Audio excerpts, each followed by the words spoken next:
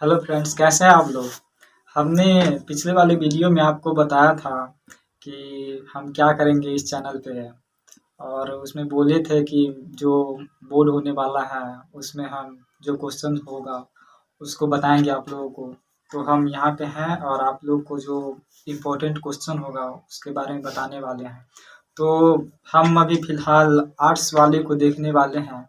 तो आर्ट्स में हम पहले ज्योग्राफी को चालू करना चाहते हैं और टाइम भी नहीं बचा है, तो इसलिए हम ज्योग्राफी में कुछ इम्पोर्टेंट क्वेश्चन है उसको हम आप लोग को बताना चाहते हैं। तो मतलब मेरे कहने के मुताबिक ये है कि आप लोगों को 70 से 80 क्वेश्चन हम गेस किए हैं, और वो अगर आप लोग करते हैं तो बढ़िया नंबर आएगा, ठीक ना। 90 प्लस तक आ सकता है, आगे तो आप लोग के ऊपर है, जैसे लिखिए वैसे आएगा। तो हम पहले कहना चाहेंगे कि मैंने एक मॉडल पेपर से क्वेश्चन को लिया है, तो आप लोग को भी दिखाना चाहेंगे कि वो मॉडल पेपर कौन सा है। तो आप लोग को दिखाते हैं। जैसे कि देखिए, मॉडल पेपर का नाम है एसवीपीडी से ये आता है, एसवीपीडी पब्लिश किया है और ये अच्छा माना जाता है और ये भूगोल का है। तो इसमें दो सेक्शन है। तो इसमें दो सेक्शन है, सेक्शन ए और सेक्शन बी।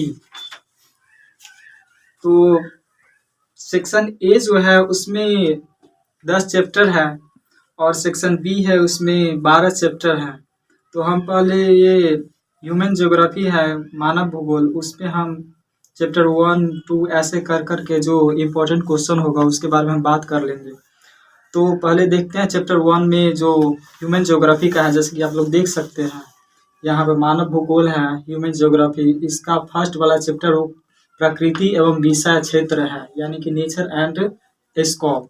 तो इसके बारे में हम देखते हैं कि कौन सा क्वेश्चन इसमें महत्वपूर्ण है। तो पहला क्वेश्चन इसमें है जो हम टिक लगाए हुए हैं, और आप लोग को कहना चाहेंगे कि आप लोग भी इस तरह से जो ये बुक है, मतलब मॉडल पेपर है, उसको ले लें तो आसानी होगा। नहीं तो हम यहाँ पे लिखेंगे क्वेश्चन और फिर आपके साथ डिस्कस करेंगे। आप लोग को यही करना है कि हम जो बोल रहे हैं उसको सिर्फ ध्यान से सुनना है और अपने भाषा में लिखना है, क्योंकि जहाँ आप एग्ज़ाम देने जाते हैं एग्ज़ाम हॉल में और पेपर मिलता है वहाँ पे भी आप लोग देखते होंगे। इससे पहले भी आप लोग दिए हैं 10th का, तो इसमें भी लिखा रहता है कि अपने शब्दों में विद्यार्थी कृपया करके उत्तर दें। तो हम बता रहे हैं, अगर आप समझ जाते हैं अच्छा से तो आप अपने से उत्तर लिख सकते हैं। तो चलिए हम देखते हैं कि कौन सा क्वेश्चन है।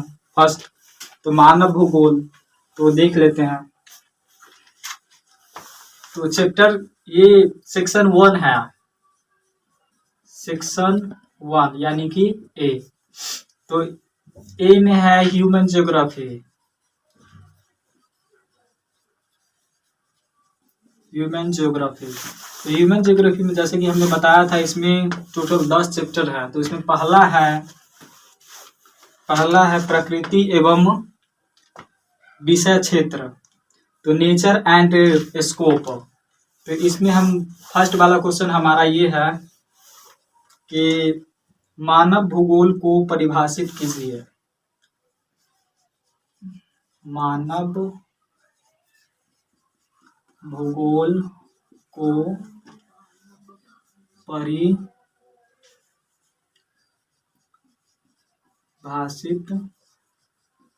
कीजिए। डिस्क्राइब द ह्यूमन ज्योग्राफी, इसको हम इंग्लिश में बोल सकते हैं। तो पहले यहाँ पे देखते हैं कि मानव भूगोल, और यहाँ हमारा टॉपिक जो है इसका नाम भी है मानव भूगोल। तो मानव भूगोल, इससे ही हमको ये क्लियर हो जाए, इससे पता चल रहा है कि मतलब इसमें हम ना मानव भूगोल के बारे में ही बात करने वाले हैं। ये भूगोल भी बहुत प्रकार के होता है, जैसे कि इकोनॉमिक ज्योग्राफी होता है, और उसके अंदर पार्ट्स में जाएंगे ज्योग्राफी के तो भी बहुत प्रकार मिलता है। जियोमॉर्फोलॉजी होता है, ओशिनोग्राफी होता है, अलग अलग प्रकार की भूगोल होता है। हम यहाँ पे बात कर रहे हैं सिर्फ अभी ह्यूमन ज्योग्राफी के बारे में। तो देख लेते हैं, इसे तो हमें इस टॉपिक से ही पता चल रहा है कि पहले हमको देखना ये है कि टॉपिक क्या है। तो टॉपिक का नाम जैसे कि हम बताया कि ह्यूमन ज्योग्राफी यानी कि मानव भूगोल। तो इसमें आपको इतना ध्यान देना है कि जो टॉपिक है पहले इस आपको इतना ध्यान देना है कि टॉपिक कौन सा है, क्योंकि टॉपिक को आप समझ जाइएगा तो उसमें आने वाला क्वेश्चन भी आपको पता चल जाएगा। तो जैसे कि यहाँ पर मानव भूगोल, इस चैप्टर से ये पता चल रहा है इसमें जो भी हम अध्ययन करेंगे वो सिर्फ और सिर्फ मानव भूगोल से रिलेटेड होगा, उसी से संबंधित होगा, और हम इसी पे बात करेंगे कि ये क्या है। तो जैसे कि हमने क्वेश्चन लिखा तो आपको मानव भूगोल है, तो मानव भूगोल को परिभाषित कीजिए। तो हम अगर सिंपल भाषा में इसको परिभाषित करने की मतलब परिभाषित करें तो इसको हम कह सकते हैं ऐसा भूगोल जिसमें हम मानव से संबंधित सभी क्रियाकलापों का अध्ययन करते हैं, अतः हम इसको मानव भूगोल कहते हैं। इसमें भी बहुत प्रकार से परिभाषित किया जाता है, लेकिन हमने आपको सिर्फ ये कहा कि हम आपको सिंपल बताएंगे और हो आप अपने आपको मतलब इम्प्रूव कीजिए और देखिए कि मैंने जो समझाया है आप रिकॉल कर पा रहे हैं कि नहीं। आपको याद नहीं करना है, सिर्फ समझना है। अगर आप समझ जाते हैं तो खुद लिख सकते हैं। तो हमने यही बताया मानव भूगोल की ऐसी भूगोल जिसमें हम मानव से संबंधित क्रियाकलापों का अध्ययन करते हैं। तो ये हमारा क्वेश्चन हो गया, और ज्यादा कुछ लिखना नहीं होता है। एग्जामिनर जो आपसे एग्जाम ले रहा है वो ज्यादा कुछ नहीं चाहता है, आप उसका जो कॉन्सेप्ट है वो बता दीजिए, उसके बाद वो मतलब समझेगा कि हाँ वो आ रहा है बच्चे को, वो लिख सकता है। तो देखते हैं अगला क्वेश्चन हमने क्या लिया है। अगला क्वेश्चन हमने लिया है प्रकृति के मानवीकरण से क्या आशय है। प्रकृति के मानवीकरण से क्या आशय है। अब यहाँ पे देखिएगा तो आप देखिएगा यहाँ पे कह रहा है क्या आशय है। आपको क्वेश्चन भी देता है, वो तो कहता है आप क्या समझते हैं, आप इसका विवेचना कीजिए, इसको परिभाषित कीजिए। जैसे कि यहाँ पे है बहुत सारा टर्म है क्वेश्चन को पूछने का, थोड़ा थोड़ा सा इसमें डिफरेंस होता है लेकिन ज्यादा होता नहीं है। तो हम देखते हैं कि प्रकृति के मानवीकरण से क्या आशय है। इसको हम इंग्लिश में बोल सकते हैं what you mean by humanisation of nature. What you mean by humanisation of nature, इससे पता चल रहा है जो कल्चर है ना उसको ही ह्यूमनाइज किया जा रहा है, मतलब प्रकृति को ही मानवीकरण किया जा रहा है। हम इसको शॉर्ट में समझते हैं। जैसे कि देख लीजिए मानव है, यहाँ पे ये मानव हो गया और ये हमारा प्रकृति, जैसे कि पेड़ ले लेते हैं। तो सिंपल भाषा में हम समझाने की कोशिश करते हैं, यानी कि मानव इसके प्रति नहीं बदलना चाहता है, इसको ही चाहता है कि हम अपने प्रति मतलब मेरे अनुरूप ये बदले, मतलब प्रकृति को आज हम अपने अनुरूप बदलने की कोशिश कर रहे हैं। तो जरा सा यही बात इसमें कहा गया है, प्रकृति के मानवीकरण से क्या आशय है। What you mean by humanisation of culture. तो यहाँ पे यही है, प्रकृति का मानवीकरण किया जा रहा है। आप लोग समझ गए होंगे। तो हम देखते हैं अगला क्वेश्चन कौन सा है।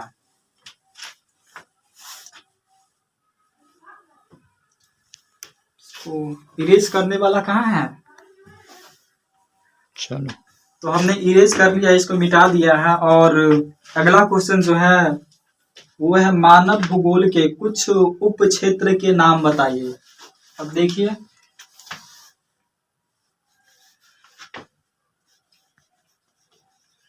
मानव भूगोल के कुछ उप क्षेत्र के नाम बताइए।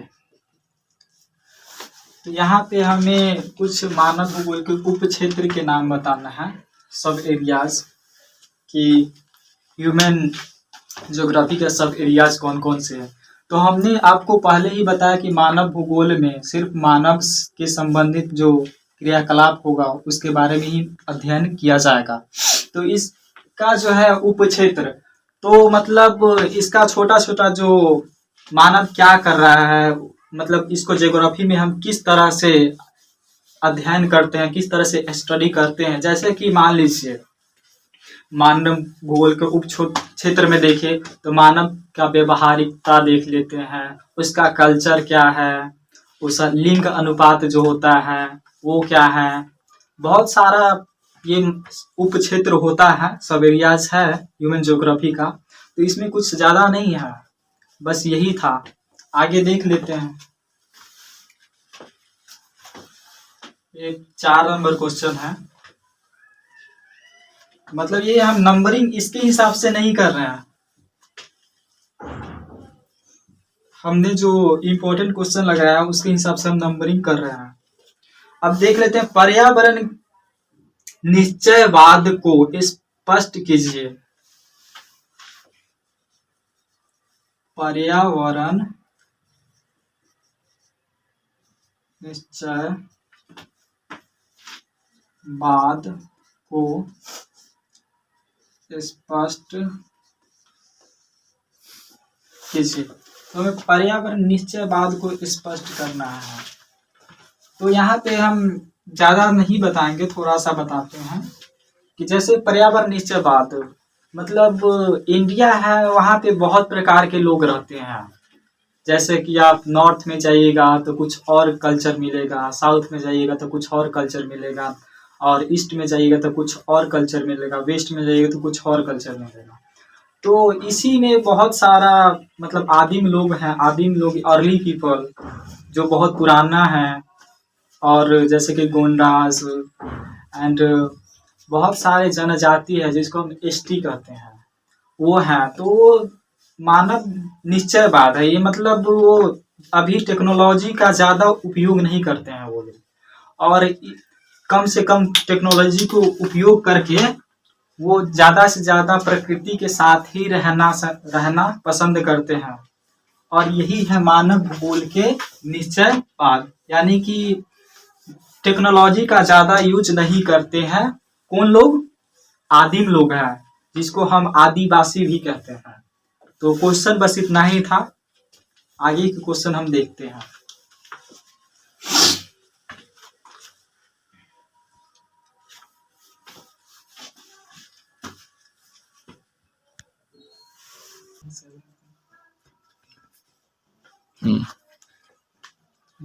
हम अब चैप्टर 2 पे आ रहे हैं। वो फर्स्ट वाला चैप्टर था, तो उसमें हम फर्स्ट वाला जो चैप्टर था उसका नाम जैसे कि लिखे थे हम ह्यूमन ज्योग्राफी में, और चैप्टर 2 पे आ गए हैं, और इसमें देखते हैं कि कौन सा नाम है।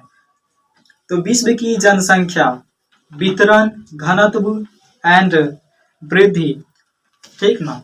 तो pollution of world, distribution and growth, इसके बारे में हम बात कर लेते हैं। इसमें देखते हैं कौन कौन सा इंपॉर्टेंट क्वेश्चन है, तो इसको हम इरेज करते हैं। चैप्टर 2 में हम देख रहे हैं पहला क्वेश्चन, जनसंख्या घनत्व से क्या आशय है। तो देख लिए, ये है चैप्टर 2। इसमें हम बात करते हैं पहला वाला क्वेश्चन का। पहला क्वेश्चन है जनसंख्या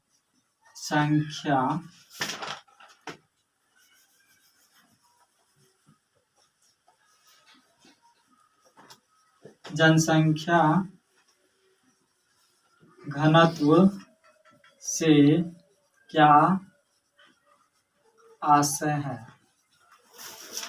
What do you mean by population density? हम डेंसिटी के बारे में बात करते हैं। तो आप लोग को पता हो डेंसिटी क्या होता है। मतलब घनत्व का मतलब यही होता है कि थोड़ा सा स्थान पे कितने लोगों का रहना है। यहाँ पर जनसंख्या के विषय में हम इस हिसाब से बात कर रहे हैं। घनत्व का अगर बात करें तो देखते हैं कि एक ही थोड़ा सा स्थान है, वहां पर कोई भी चीज अधिक मात्रा में रह रहा है तो उसको हम घनत्व कहते हैं। और जहाँ पे यहाँ पे जब लिखा है जनसंख्या घनत्व, तो इसको क्या कहेंगे हम, एक ऐसा स्थान जहाँ पे बहुत सारे मतलब लोग रह रहे हैं उसको हम जनसंख्या घनत्व कहते हैं। ज्योग्राफिकल कुछ कंडीशन है, जैसे कि हम बोल सकते हैं, इसको परिभाषा ऐसे दे सकते हैं कि 1 किलो के अंदर कितना लोग रह रहा है, उसको ही हम जनसंख्या घनत्व कहते हैं। कि 1 किलोमीटर के अंदर जितना लोग रह रहे हैं उसको जनसंख्या घनत्व कहते हैं। बस यही क्वेश्चन था। ये बेसिक क्वेश्चन सब है। आप लोग को ये अगर आता है या आ जाएगा तो आगे वाला क्वेश्चन आप खुद से, बहुत सारा क्वेश्चन वही रिपीटेड होता है। तो जनसंख्या वृद्धि, नेक्स्ट क्वेश्चन है, जनसंख्या वृद्धि की को परिभाषित कीजिए। संख्या वृद्धि को परिभाषित कीजिए। तो हमको इसको डिफाइन करना है पॉपुलेशन ग्रोथ को, कि पॉपुलेशन ग्रोथ क्या होता है।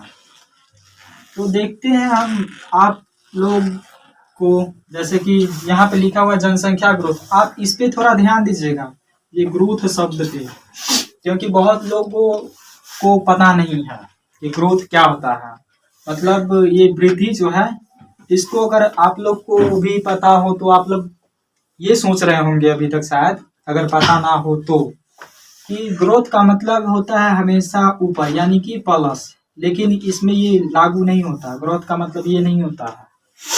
ग्रोथ का मतलब होता है प्लस या माइनस। प्लस को भी हम ग्रोथ करते हैं और माइनस को भी हम ग्रोथ करते हैं। यानी कि आप लोग ध्यान दीजिएगा, तो जनसंख्या हमेशा एक समान नहीं रहता, कभी घटता है और कभी बढ़ता है। तो दोनों जो हो रहा है, प्रोसेस हो रहा है, उसको हम ग्रोथ ही कहेंगे। ऐसा नहीं कि बढ़ेगा तो ग्रोथ कहेंगे और घटेगा तो ग्रोथ नहीं कहेंगे। ग्रोथ में दोनों आता है। तो क्वेश्चन बस यही पूछा हुआ है, क्योंकि बहुत सारे लोग नहीं जानते हैं, बेसिक चीज है। तो जनसंख्या ग्रोथ मतलब जनसंख्या वृद्धि को परिभाषित कीजिए। तो जनसंख्या में चाहे वृद्धि हो या फिर नीचे, यानी इंक्रीज हो या फिर डिक्रीज, बढ़े जनसंख्या या घटे। उदाहरण के लिए देख लीजिए, मान लीजिए किसी जगह का जनसंख्या 100 है, यानी कि 100 लोग कहीं पे रहते हैं। तो यहाँ पे यदि 80 लोग हो गए एक साल बाद, तो यानी कि मान लीजिए 100 ये जनसंख्या 2023 में 100 है, और 24 में ये 2024 में 80 हो गए, और एक साल बाद यानी कि 120, यानी कि 2025 में ये 120 हो गया। तो ये दोनों जो प्रोसेस हो रहा है, दोनों को हम ग्रोथ कहेंगे। ऐसा नहीं कि मतलब घटेगा तो ग्रोथ नहीं कहेंगे और बढ़ेगा तो ग्रोथ कहेंगे। यही था और कुछ नहीं, बेसिक चीज है ये। नेक्स्ट क्वेश्चन देखते हैं कौन सा है।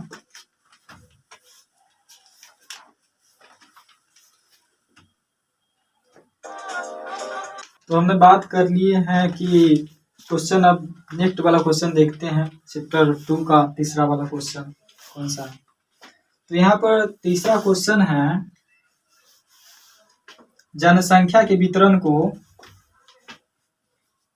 जनसंख्या के वितरण को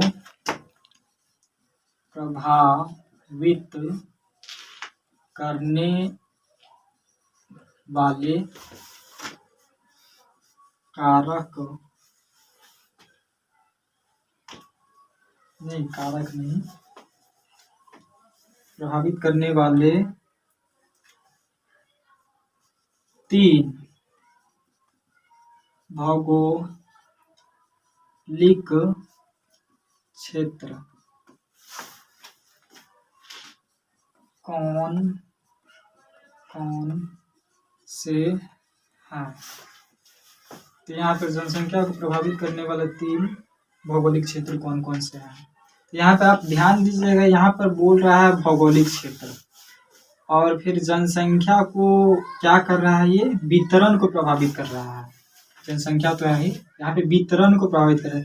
यानी इस क्वेश्चन का जो आशय है ये आपसे पूछना चाह रहा है कि जनसंख्या वितरण है, जो जनसंख्या हर जगह अलग अलग है, कहीं पे ज्यादा तो कहीं पे कम, तो कहीं पे ज्यादा है तो क्यों है और कहीं पे कम है तो क्यों है, तो जनसंख्या यानी इफेक्ट क्यों कर रहा है ये, तो इसके बारे में बात कर लेते हैं। और ज्योग्राफिकल क्षेत्र मतलब भौगोलिक एरियाज के बारे में बात कर रहा है, तो भौगोलिक एरियाज कौन सा है, तो आप लोग ध्यान दीजिएगा तो आपको पता चलेगा कि ज्योग्राफिकल एरिया यानी कि नदी, पहले हम कह सकते हैं नदी, या फिर सिंपल बोले तो जल, जल की उपलब्धता, ये पॉइंट हो गया।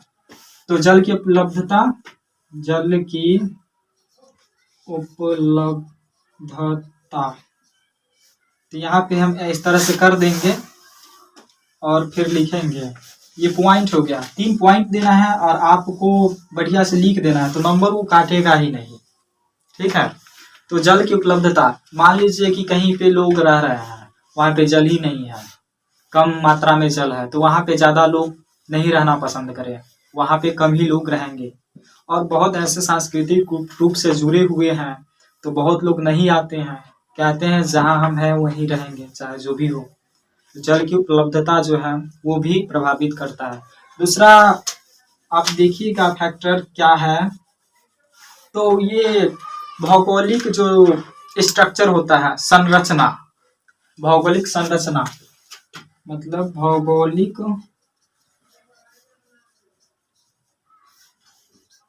संरचना, भौगोलिक संरचना यानी कि ज्योग्राफिकल स्ट्रक्चर का मतलब हुआ कि वहाँ का जो बनावट है जमीन का वो किस तरह से है, मैदानी है या फिर पहाड़ी एरिया है या बर्फीला है, अलग अलग तरह से। तो पहाड़ी एरिया में आप लोग देखते हुए कि ज्यादा लोग नहीं रहते हैं, है भी घर दूर दूर पे रहते हैं, ज्यादातर लोग मैदानी एरिया में रहना पसंद करते हैं। जैसे कि गंगा का मैदान, भारत के लिए बात करें तो हर देश में आप देखिएगा तो जहाँ मैदानी क्षेत्र है वहां पे ही हर एक चीज डेवलप है। तो ये हो गया दूसरा आपका फैक्टर, दूसरा फैक्टर ये हो गया। तीसरा बात करें तो वातावरण भी होता है, क्लाइमेट वगैरह, तो वो भी आ जाएगा, जलवायु, जैसे कि कहीं पे बहुत ज़्यादा ठंड है, कहीं गर्म है, कहीं पे मीडियम है, तो लोग उस हिसाब से भी रहना पसंद करते हैं, जहाँ पे अच्छा है अनुकूल वातावरण है वहाँ पे रहना पसंद करते हैं। तो ये आपका क्वेश्चन हो गया तीसरा। अगला क्वेश्चन हम देखते हैं, क्वेश्चन नंबर 4 देख लेते हैं कौन सा है। जनसंख्या परिवर्तन के 3 घटक कौन से हैं?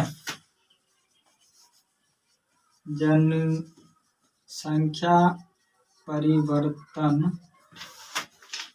के 3 घटक कौन से हैं?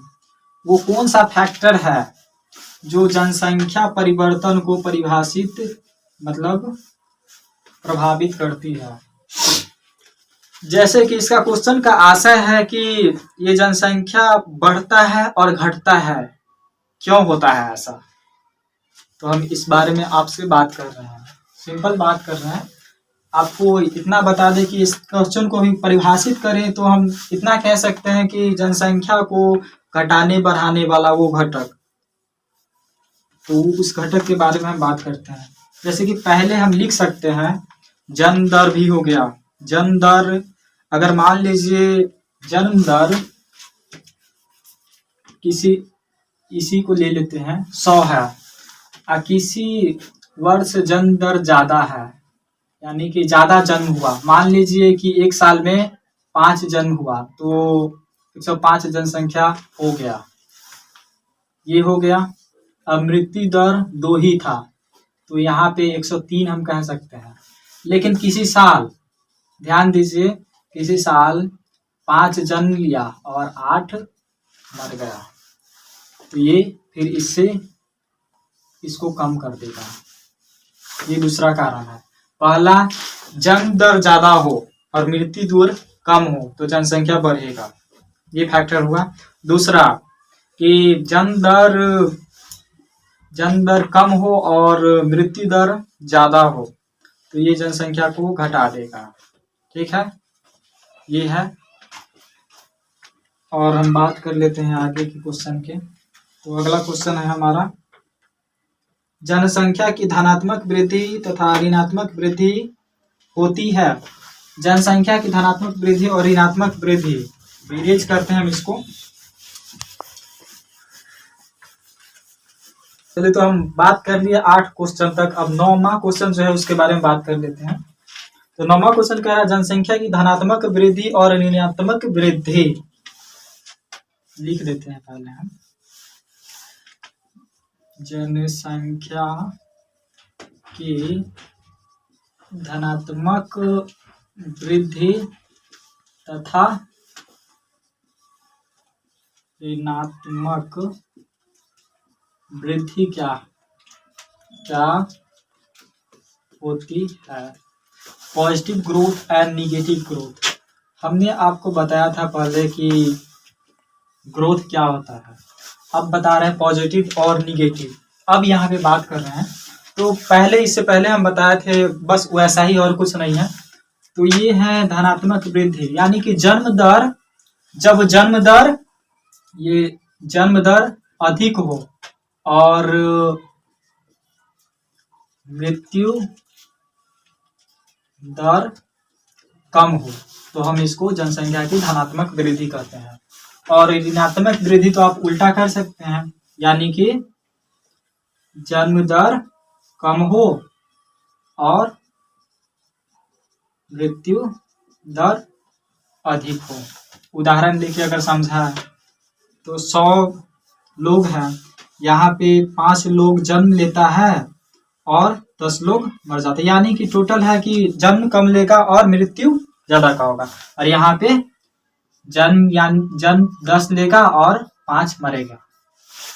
यही है। 9वां क्वेश्चन हो गया। और 10वां क्वेश्चन के बारे में हम बात कर लेते हैं।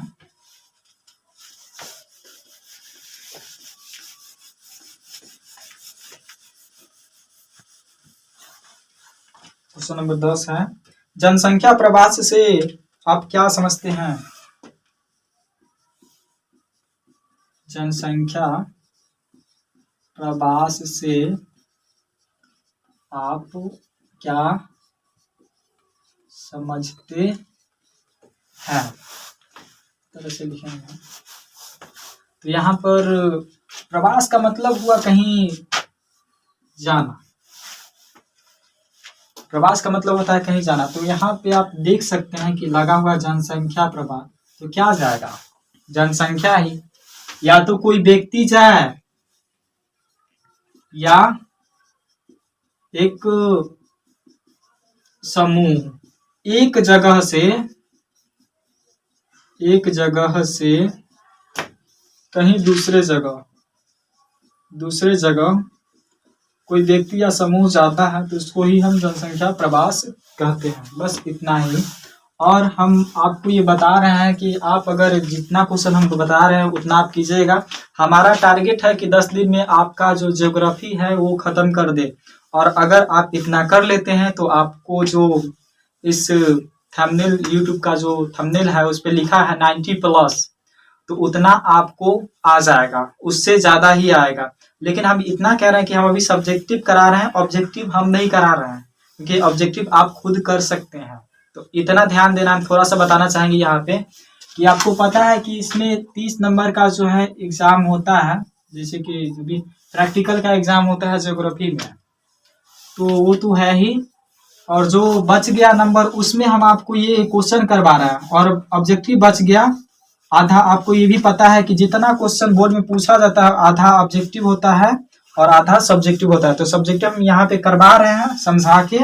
और कोई दिक्कत हो तो आप कमेंट करके बोल सकते हैं कि थोड़ा अच्छे से समझाइए, चाहे जो भी हो। और कुछ और भी कहना हो तो आप लोग हमको कमेंट करके बोल सकते हैं कि किस तरह से कुछ और भी कुछ करना चाहिए या नहीं। तो हम बता रहे हैं, हम ज्योग्राफी पढ़ा रहे हैं, इसके बाद पॉलिटी या फिर हिस्ट्री जो भी है हम ये लेके चलेंगे। यानी कि टोटल हम बात करें तो आप लोग को यहाँ पे वीडियो जो हम डालेंगे उसको देख के, मतलब सब्जेक्टिव जो क्वेश्चन है वो अपने आप कर लीजिएगा। इसके लिए आपको कहीं पे जाने की जरूरत नहीं है। यानी और 2 नंबर के हम करा रहे हैं, और 2 नंबर को मिलाकर ही 5 नंबर होता है। इसके लिए हम कॉन्सेप्ट बताएंगे 5 नंबर कैसे बनाया जाता है। हर को याद नहीं करना होता है। आपको कॉन्सेप्ट क्लियर है तो वो 2 जोड़ के ही 5 होता है। ठीक है, 2 जोड़िए, आगे जोड़िए, ये 2 करके ही आगे का नंबर बनाया जाता है। ये 2 नंबर आप समझ गए तो 5 नंबर वाला क्वेश्चन कुछ ज्यादा लिखना होगा। जैसे कि ये धनात्मक ऋणात्मक हो गया, ये आपको पूछ देगा यानी कि फैक्टर कौन सा था, इसमें थोड़ा ज्यादा, इसमें 3 पॉइंट दिए, 2-3 पॉइंट दिए, उसमें 5-6 पॉइंट दे देंगे, 4-5 पॉइंट देंगे, वही है 5 नंबर और कुछ भी नहीं होता है। तो यही हम कह रहे हैं। और जो भी मतलब आप लोग को कुछ कमी दिखे, मतलब जैसे कि हम फर्स्ट टाइम वीडियो बना रहे हैं तो समझा पा रहे हैं अच्छे से या नहीं हमको नहीं पता है, आप लोग कमेंट करके बता सकते हैं। और आप लोग और कुछ कहना चाहते हैं तो हमको कमेंट करके कह सकते हैं। बस इतना ही। Thank you.